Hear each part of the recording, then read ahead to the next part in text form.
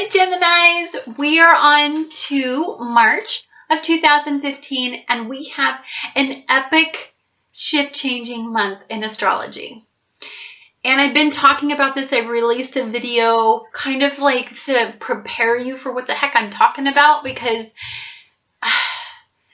communicating these events when you don't really know a lot about astrology can be kind of challenging. So of course I have a Gemini rising, so I like to be as thorough as possible through this communication process, but it can be kind of difficult sometimes with how complex this energy is going to be this month.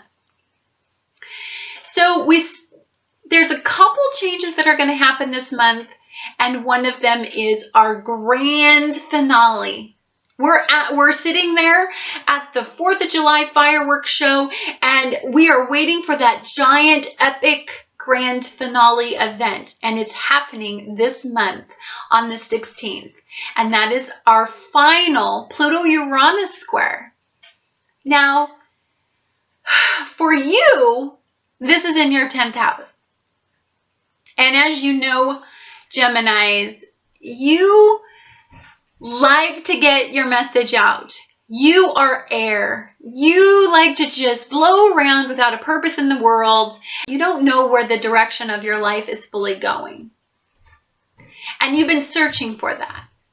And these Pluto-Uranus squares that's been happening since about 2007 has been asking you to harness your energy in one direction. But as a duality, that's almost impossible for you guys to do. I know this because one minute I want to do this for a living, and the next minute I want to do that for a living, because it's just that duality in me, just to want to do everything for a living. And I have so much knowledge and I like to study so much that harnessing pointing yourself in direction and becoming steadfast in that direction is not a skill of our little Geminis.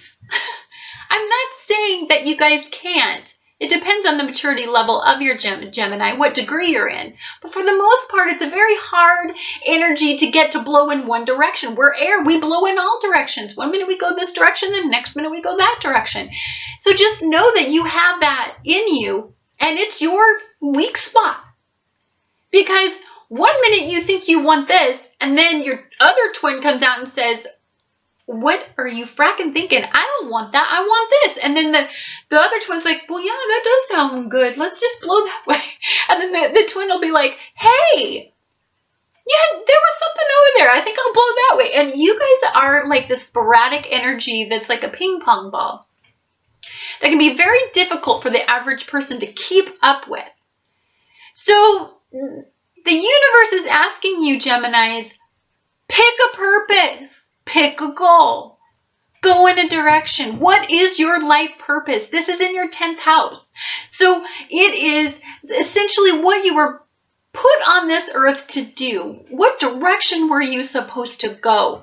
And stick to it. Bring both your twins together. Can you guys both get on board for once? I mean, good God.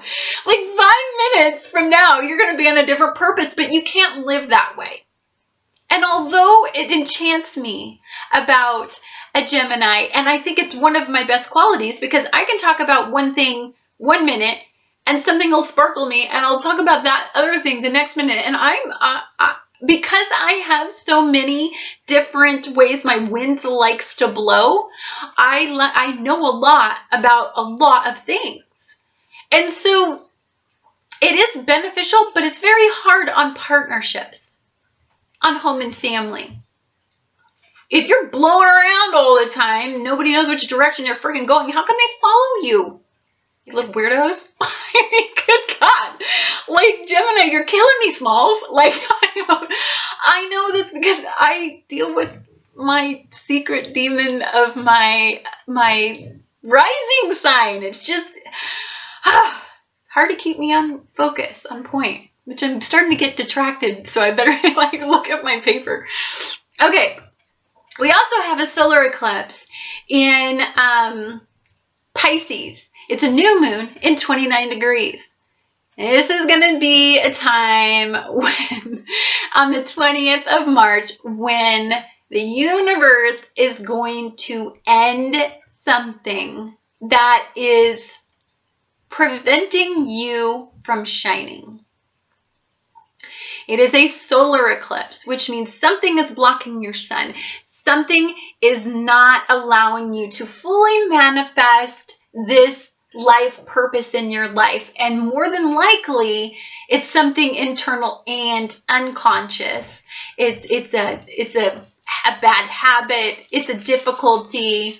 It's something that is just not great. So you're going to be looking at that on the 20th. I think before I do that, I'm going to talk to you about the Pluto Uranus Square. Now, the Pluto Uranus Square that we are going to be experiencing is an epic opposition of energy. And anytime we have this energetic opposition, it means that there is a huge breakdown process. And we've been experiencing this breakdown process since 2007. So we're at that epic final display where the universe has given you all of the tools, all of the reading material, everything that you need to manifest change in your life. You've got to do the work. And it's going to be revealing probably in this final Pluto Uranus square, well, where do you need to do the work? Where's that final thing that's holding you back? I want to get down to it. And it's going to be a huge firework display. Pluto, the planet of death, regeneration, of breakdown, of rebirth. It's just it's a dark, ominous energy. So it's diving deep down in you and saying, what the heck is holding you back?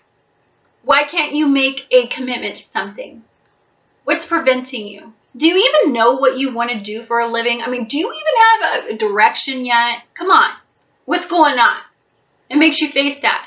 And then Capricorn, because Pluto's in Capricorn, Capricorn's going to be asking you, what gives you the solid footing to stay in one spot? What is significant enough to keep you to build some foundation from a point? You can still have your sporadic energy going around the universe, but what is going to hold you back from getting the results that you want? What is it that prevents you from having a solid foundation? Because nobody, not even the spontaneity of a Gemini, can build a life purpose if they're constantly blowing around without a fracking purpose. So keep this in mind, little Geminis. Okay, on the flip side, we have Uranus in Aries. So Uranus is asking you, what's blocking your sun? What's preventing you? Who's preventing you? Is somebody putting out your air, allowing you to just blow around freely? Is there somebody trying to harness you and hold you down? And you have a path to take, but you can't because you're being sucked down by this force. Is there a habit? Is there a dark? Pluto is asking you, is that habit that you do, that self-destructive habit that you do, that's holding you back. You'll never have your foundation strong, and you'll never have your sun shining with this habit here. It's blocking your sun. These energies are all in complete opposition of each other, and they're all asking you to get real. Get real, Gemini. I know you don't like to face anything. You'd rather just blow the other direction than have to face it or pull out your other twin, but you've got to start facing something about yourself. You've got to look in the mirror. You got to know that at some point, you're part of the problem. We all are. We all are facing this mirror. It's not just Gemini. It's everybody is looking in this mirror and having to face what's blocking their sun. And we can blame everybody we want to, but let's get real. There's something in us. If Pluto is in there, there is something bad going on inside of us that we got to address and we got to sit down and look at. So, on love this month, it's going to be in your 11th house. One thing that Gemini does better than any sign, besides Aquarius, is make really tight friendships, really great friendships. So love could be found through a friend, a deep friend. A friend that you can trust, that over the time has proven themselves. No matter which way you blow, they're always there for you. Think about that friend. Really, really think about who that friend is, because that just might be that soulmate that you're seeking, that you're blown around trying to find in all the wrong places. And you're going to have Venus and Mars doing this dance, making you just sparkly and pretty. You're going to be pretty irresistible to your friends. So that one friend that you've been wanting to catch their eye, or maybe that person that touches you in such a deep way that's so close to your heart that is actually even a friend, that's the one you want to go for. Always. On the 17th, Venus will move into your 12th house. Now, Venus is the planet of pleasure, of partnership. Venus wants to give you everything you want. It's very plentiful. But it's asking you, instead of outwardly giving you everything you want, it's asking you to just turn inwardly, because it's going to be in your 12th house. So it's going to be looking at your subconscious. Venus is going to be asking you, I want you happy. What makes you happy? What's stopping you? What unconscious thing do you do that drives everybody away from you and prevents you from having the pleasures in life? Because I want to get down to it, because Venus loves you and Venus wants you to please you. So that energy is going to be really, really, really significant during this time frame. We have on the 5th a full moon in Virgo. And this full moon is going to be in your 4th house. Now, Geminis, one thing you guys don't do real well is just face reality.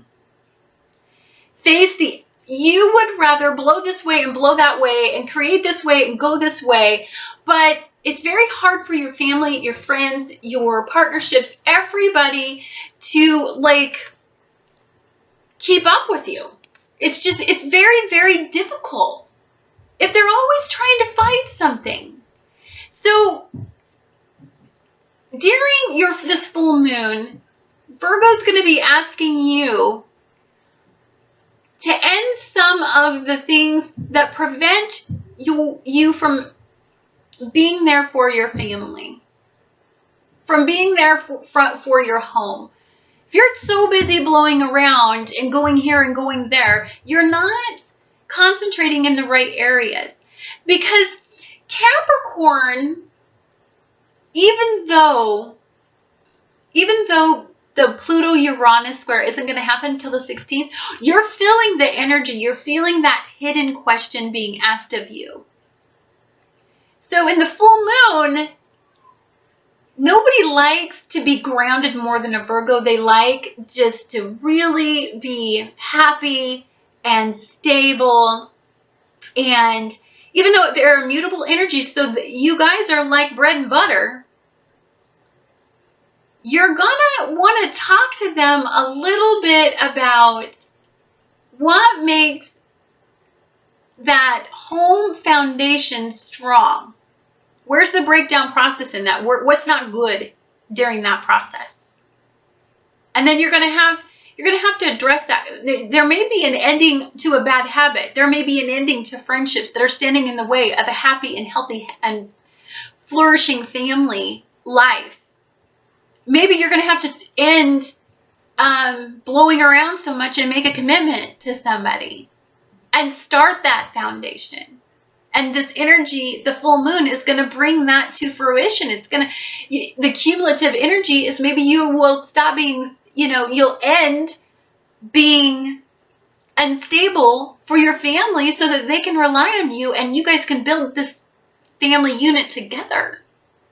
Now, on the 11th, Mars crosses Uranus. Volatile energy. Beware. You have a quick temper, Gemini. Even though you guys are fun-loving for the most part and really don't like conflict to a great degree, that doesn't mean you back down from a fight. And so there's a volatile energy because we're building up. We're building up to the Pluto Uranus Square on the 16th. So on the 11th, we've got this major force of energy coming in, setting it up. And so Mars, the planet of passion and anger and just aggression, is crossing over Uranus. So it's an unexpected volatility. You may get an unexpected response from one of your friends that you thought was on your side, and they may oppose you, and you may become volatile with them because you didn't like that opposition.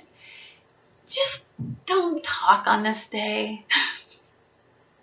There's plenty of days in the year to talk.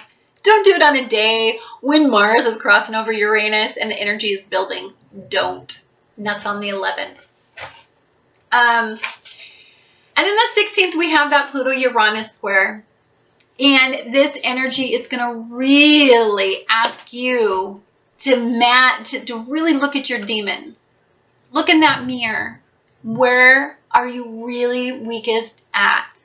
What's preventing your sun to shine? Is there friends in your life that can help you move forward? But say you're going out with somebody and they don't like your friends. And these friends could manifest a significant change in your life. Maybe you need to get rid of the relationship and focus on the friends, or vice versa. Maybe there's a group of friends in your life that interfere with your relationship. And they're always putting your relationship down. So you don't want to do that relationship because they're always putting that person down. And so you're mutable. So you just go with that flow. And, so it makes you second guess getting together with that love that you want because everybody's telling you not to. Well, get a freaking clue. Do what's good for you. Stop being so mutable. Don't be a follower. Be a leader in your life. These energies with Uranus and Aries is asking you to be the leader in your own life. Manifest change in your own life. Go a new direction in your own life. Don't listen to everybody anymore because you're gonna have a following because you're a Gemini. Who the heck doesn't like a Gemini? Their energy is fabulous and they're a breath of fresh air and they're in a great mood and they're fun and they're fun-loving. But when your guys' sun isn't shining, you're a bummer. You're sporadic. You're irrational. You shift every 5 minutes. Nobody can keep up with it because you are lost. If your sun isn't intact, you are a lost person out there striving for something that you don't even know what you're striving for. You're just blowing around like an unpredictable wind. But we all know that if you harness air and wind, it can generate power.